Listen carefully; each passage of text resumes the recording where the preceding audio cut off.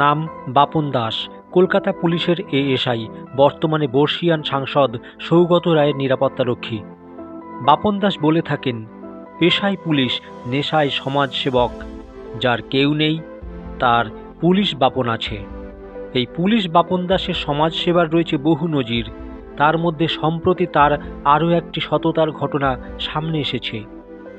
গত 14ই জানুয়ারি তিনি লোকাল ট্রেনে চেপে যাচ্ছিলেন কল্যাণীতে মহাশ্বেতা দেবী স্মারক সম্মাননা গ্রহণ করতে।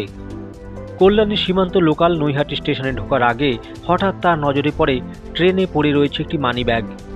সজাগ বাপনবাবু সেই ব্যাগ খুলতে দেখেন তাতে রয়েছে বেশ কিছু টাকা ও অন্যান্য পরিচয়পত্র, যাতে নাম লেখা রয়েছে পঙ্কজ কুমার সাহা। যার মানিব্যাগ হারিয়েছে তিনি হয়তো ততক্ষণে হা হুতাশ করছেন, কিন্তু বাপনবাবু মানিব্যাগের মালিকের যোগাযোগের মাধ্যম হিসেবে পেলেন একমাত্র পুরনো একটি কেবল অপারেটরের বিল। কেবল অপারেটর ফোন ধরলেও শুধু জানালেন পঙ্কজ সাহা সোদপুর নাটাগড়ের বাসিন্দা। সচেতন বাপনবাবু সাথে সাথে পানিহাটির 17 নম্বর ওয়ার্ডের কাউন্সিলর সোমনাথ দের সাথে ফোনে যোগাযোগ করে পঙ্কজ সাহার ঠিকানা জোগাড় করেন।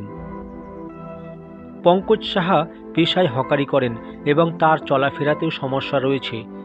বাপন দাস তাকে খুঁজে বের করে মানিব্যাগটি হাতে তুলে দিতেই হাসি ফুটে ওঠে পঙ্কজবাবুর, কারণ সেই মানিব্যাগেই ছিল তার জমানো আয়ের টাকা।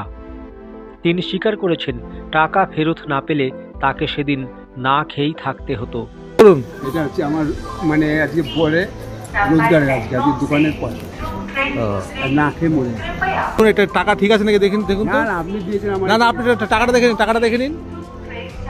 পুলিশ তথা সমাজসেবক বাপন দাসের এমন সততা ও দয়া পরবশের খবর জানাজানি হতে তার অনুগামীরা উচ্ছ্বসিত হয়ে ওঠেন। পঙ্কজ সাহাও আশীর্বাদ করেন তাকে।